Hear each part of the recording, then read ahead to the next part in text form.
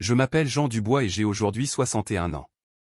L'histoire que je vais vous raconter s'est déroulée il y a 8 ans, alors que j'en avais 53. C'est à ce moment-là que j'ai appris, de la manière la plus concrète qui soit, que les plus petits actes de compassion peuvent créer des ondes de choc qui changent plusieurs vies de manière que l'on n'aurait jamais pu anticiper. Ma fortune, je l'avais bâtie grâce à des investissements dans la technologie, alors que j'étais dans la vingtaine et la trentaine.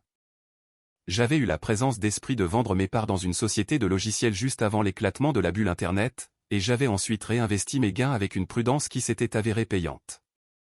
Au début de la cinquantaine, je me suis retrouvé avec plus d'argent que je ne pourrais raisonnablement en dépenser au cours de toute une vie. Je menais une existence confortable, matériellement sécurisée, et j'avais une fille, Manon, qui avait 8 ans à l'époque. J'étais veuf. Ma femme, Valérie, était décédée alors que Manon n'avait que 3 ans, des suites de complications lors d'une opération qui aurait dû être de pure routine. Le chagrin avait été une force dévastatrice, un abîme qui menaçait de m'engloutir tout entier, mais Manon, ma petite Manon, avait besoin de moi. Alors, j'avais appris à fonctionner à travers la douleur, à mettre un pied devant l'autre, jour après jour. Nous avions construit une vie ensemble, juste tous les deux, naviguant sur les eaux tumultueuses du deuil et réapprenant à trouver la joie malgré le vide béant que l'absence de Valérie avait laissé dans nos cœurs et dans notre maison. Ce mardi après-midi-là, un mardi ordinaire de début d'automne, Manon et moi faisions nos courses hebdomadaires au supermarché du quartier. Ce n'était pas l'une de ces épiceries fines ou de ces marchés bio haut de gamme que beaucoup de gens de mon niveau de revenus fréquentaient. J'avais délibérément choisi de vivre dans un village du Val-de-Loire, un endroit où les classes sociales se côtoyaient, et de faire mes courses dans des magasins ordinaires. Je voulais que Manon grandisse en comprenant que tout le monde ne vivait pas comme nous, que notre privilège n'était pas un dû mais une responsabilité. Manon adorait m'aider à faire les courses. Elle tenait la liste avec un sérieux papal, sélectionnait soigneusement les articles et les déposait délicatement dans le caddie. C'était une enfant réfléchie, assez grande pour comprendre que nous étions chanceux, mais encore assez jeune pour voir le monde avec des yeux neufs, remarquant des détails que les adultes, blasés et pressés, ignorent souvent. Nous étions dans le rayon des produits laitiers, sous la lumière crue des néons, lorsque Manon tira sur la manche de mon pull. « Papa, regarde. » Je suivis son regard et j'aperçus une jeune femme à quelques mètres de nous, debout devant les réfrigérateurs de lait. Elle devait avoir la fin de la vingtaine, ses cheveux bruns étaient tirés en une queue de cheval pratique, et elle portait un sweat à capuche gris qui avait visiblement connu des jours meilleurs. Mais ce qui a immédiatement attiré mon attention, c'est le bébé qu'elle tenait sur une hanche, un nourrisson de peut-être 3 ou 4 mois, emmitouflé dans une simple couverture fine. De son autre main, elle attrapa une brique de lait, hésita un instant, son regard se fixant sur le prix, puis, avec une réticence palpable, elle la déposa dans son caddie.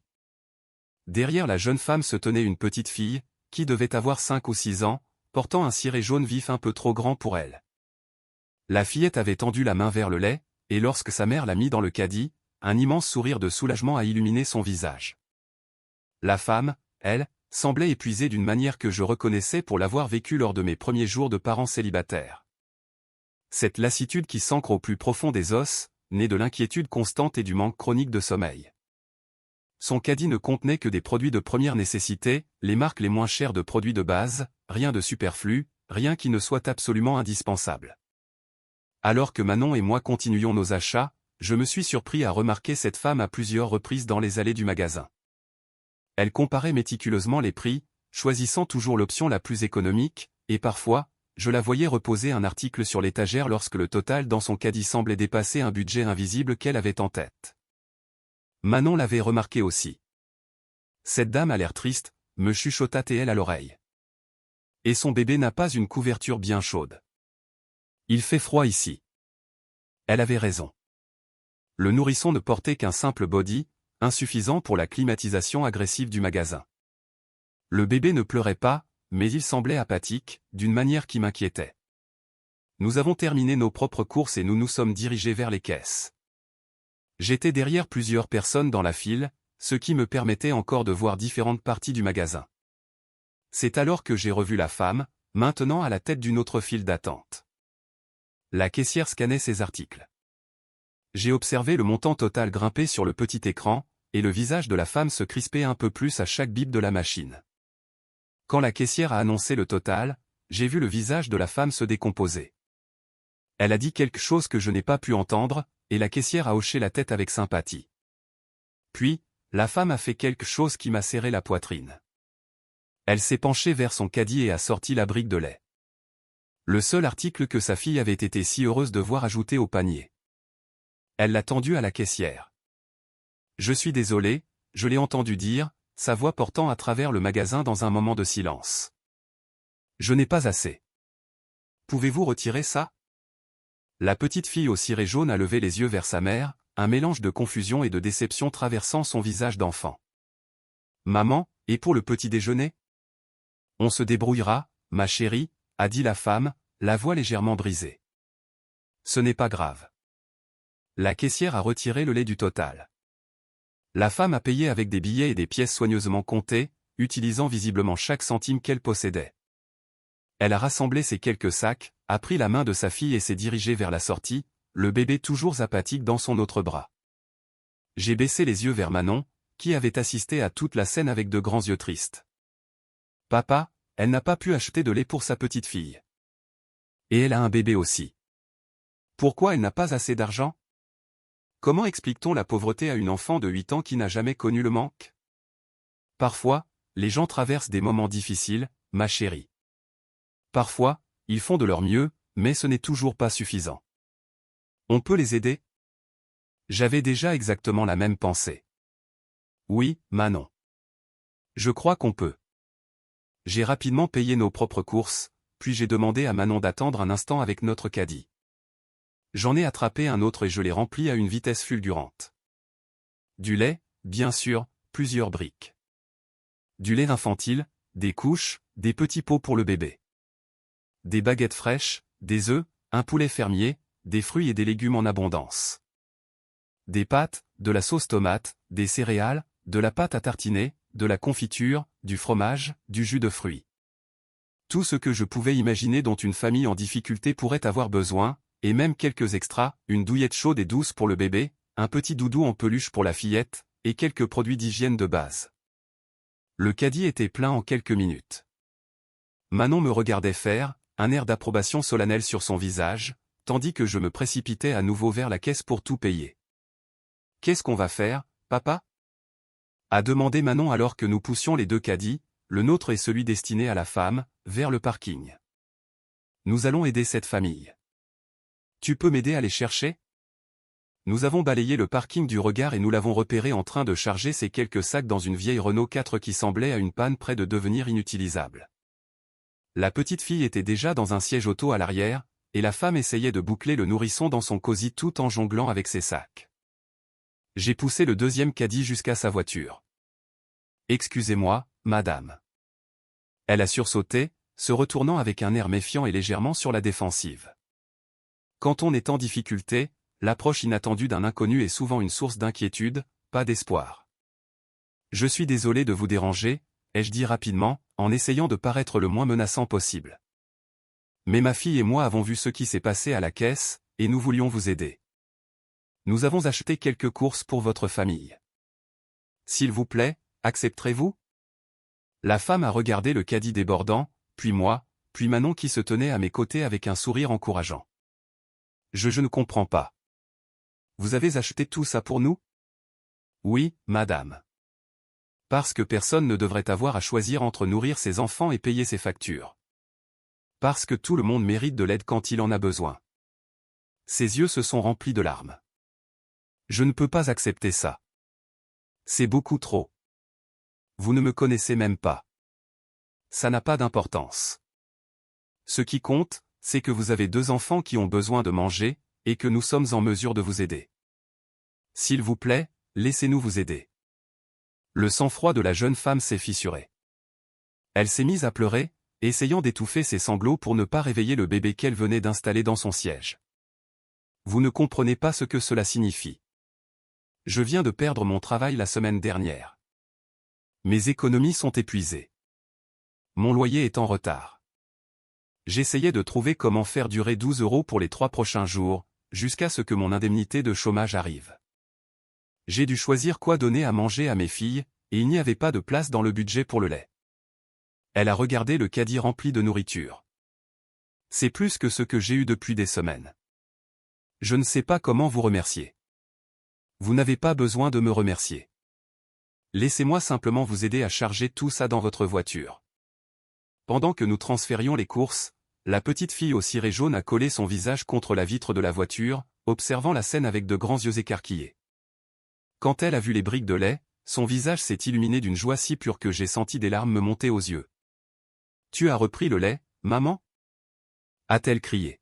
« Mieux que ça, ma chérie » a dit la femme, la voix encore épaisse d'émotion. Ce gentil monsieur et sa fille nous ont acheté plein de nourriture. Une fois que tout a été chargé, la femme m'a tendu la main. Je m'appelle Chloé. Chloé Martin.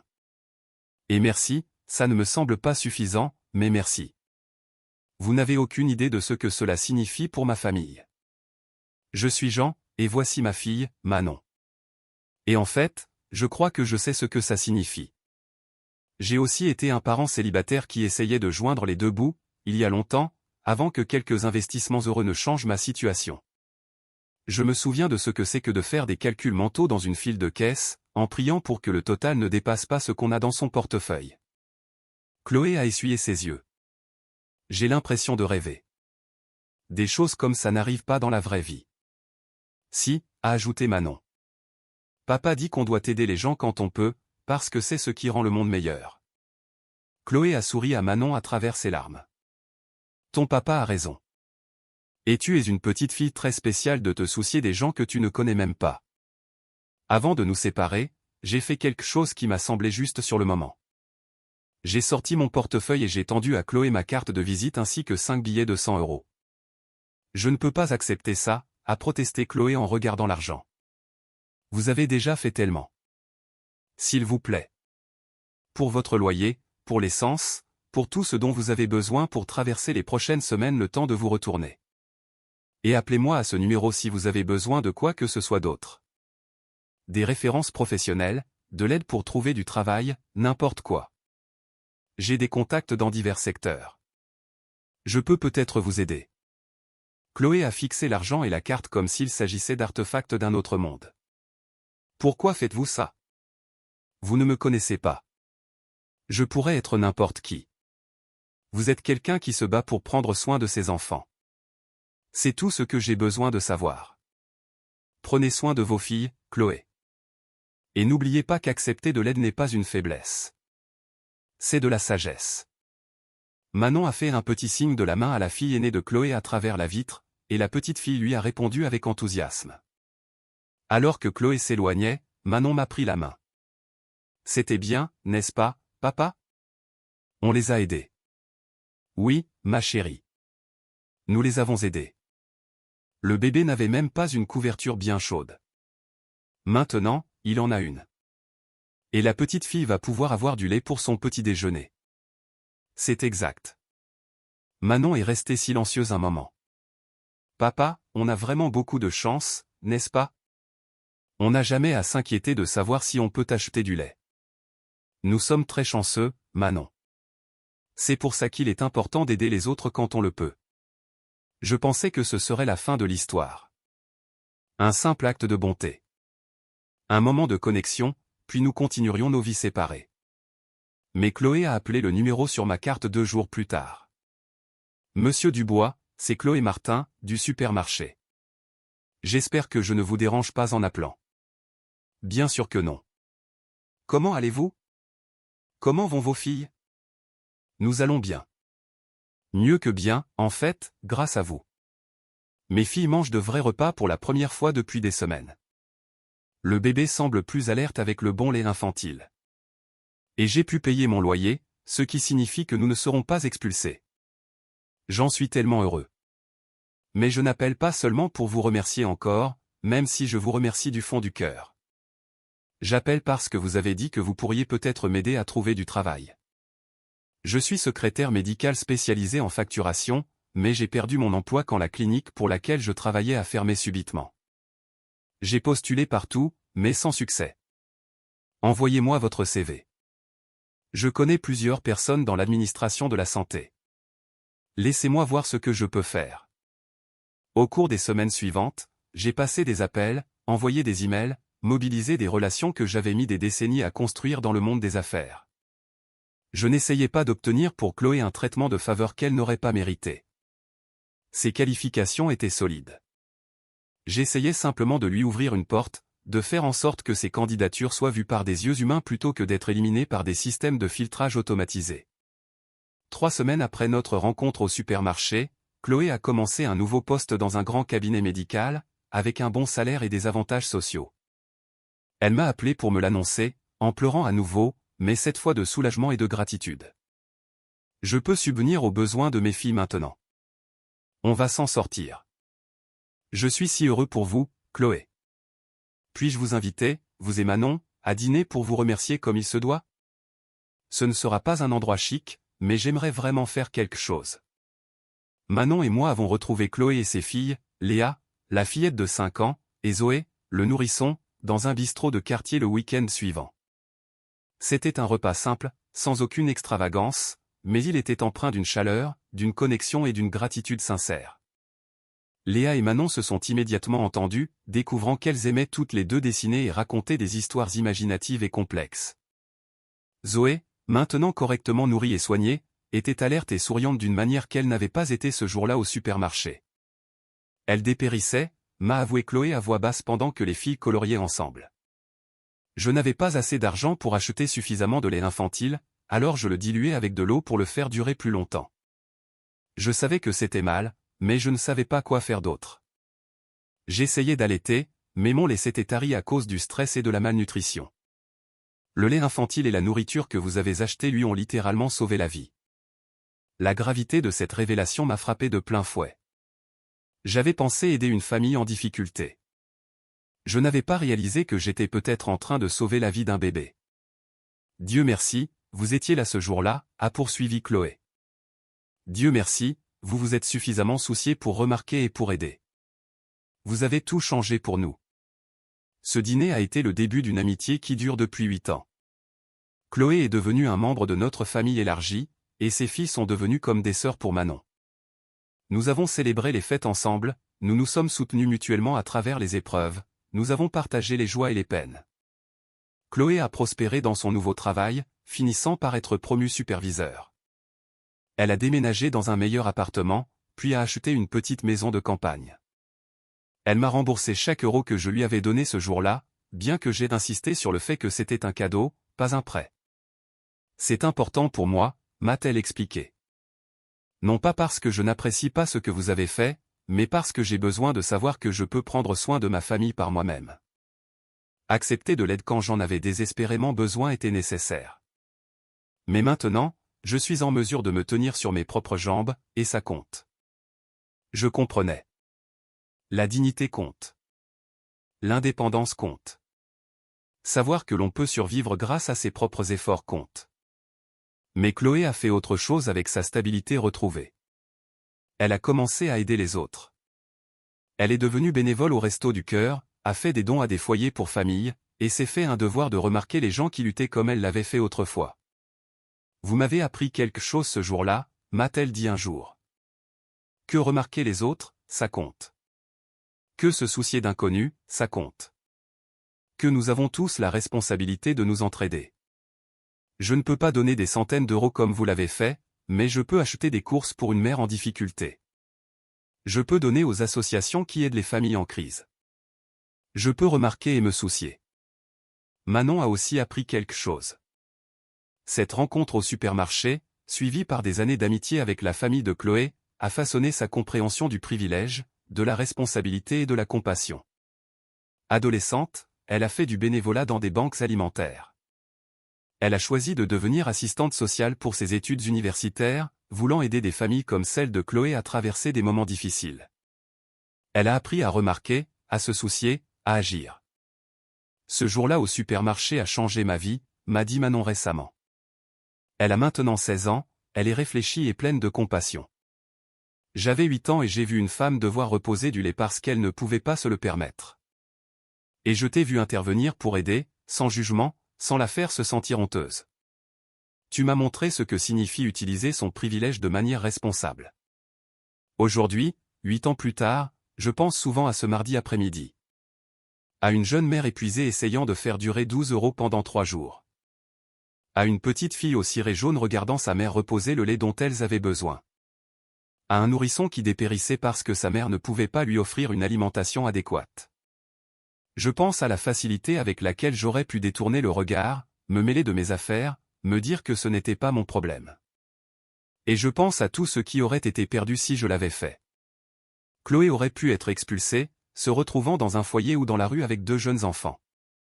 La santé de Zoé aurait pu se détériorer davantage. Léa aurait pu aller se coucher le ventre vide pendant des nuits entières. La trajectoire de leur vie aurait pu être complètement différente, plus dure, plus sombre, plus désespérée. Au lieu de cela, le coût d'un caddie de course et de quelques centaines d'euros a tout changé.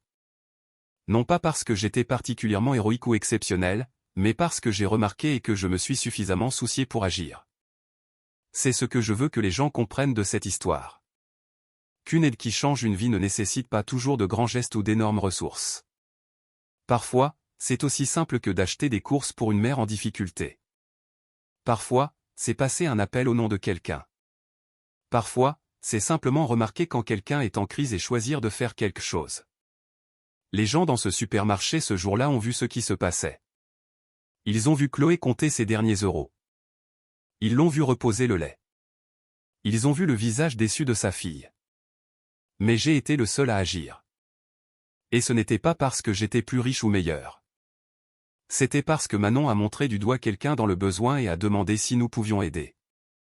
Parfois, il nous faut la compassion lucide d'une enfant de 8 ans pour briser notre tendance d'adulte à détourner le regard de la souffrance, à nous dire que ce ne sont pas nos affaires, à maintenir une distance confortable avec les luttes des autres.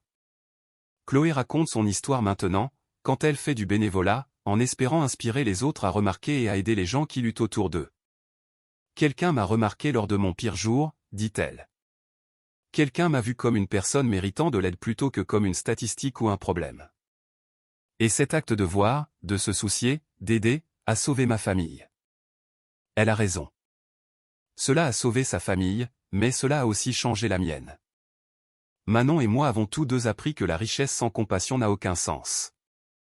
Que le privilège s'accompagne de responsabilité. Que remarquer les autres et se soucier d'eux est ce qui nous rend pleinement humains. Les courses ont coûté peut-être 200 €. L'argent que j'ai donné à Chloé était de 500 €. 700 € au total, probablement moins que ce que j'avais dépensé pour un seul dîner d'affaires dans ma vie d'avant. Mais ces 700 €, donnés au bon moment à quelqu'un qui en avait désespérément besoin, ont eu un impact qui a largement dépassé leur valeur monétaire. Ils ont permis à une famille de garder son logement. Ils ont restauré la santé d'un nourrisson. Ils ont donné à une mère le répit dont elle avait besoin pour trouver un emploi stable. Ils ont créé une amitié qui a enrichi toutes nos vies. Et ils ont appris à 2 enfants, Manon et Léa, que la gentillesse compte, que les gens s'entraident, que l'espoir est raisonnable même dans des circonstances désespérées. C'est ça, le retour sur investissement qui compte vraiment. Pas le retour financier, mais le retour humain. Les effets d'entraînement de la compassion qui se propagent, changent des vies, créent des liens, rendent le monde un peu meilleur. 8 ans plus tard, je suis reconnaissant pour ce mardi après-midi dans un supermarché.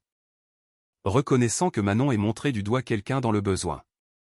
Reconnaissant d'avoir écouté cette petite voix me demandant si nous pouvions aider. Reconnaissant d'avoir agi sur l'impulsion de me soucier d'une inconnue et de ses enfants. Parce que parfois, les moments les plus importants de nos vies sont les plus simples. Voir quelqu'un en difficulté, reconnaître son humanité et choisir d'aider de la manière dont on le peut. C'est ce qui a choqué tout le monde ce jour-là. Non pas que j'ai acheté des courses pour une inconnue, mais que je me sois suffisamment soucié pour remarquer qu'elle avait besoin d'aide en premier lieu. Mais en réalité, cela n'a rien de choquant. Ou du moins, ça ne devrait pas l'être. Parce que nous ne sommes tous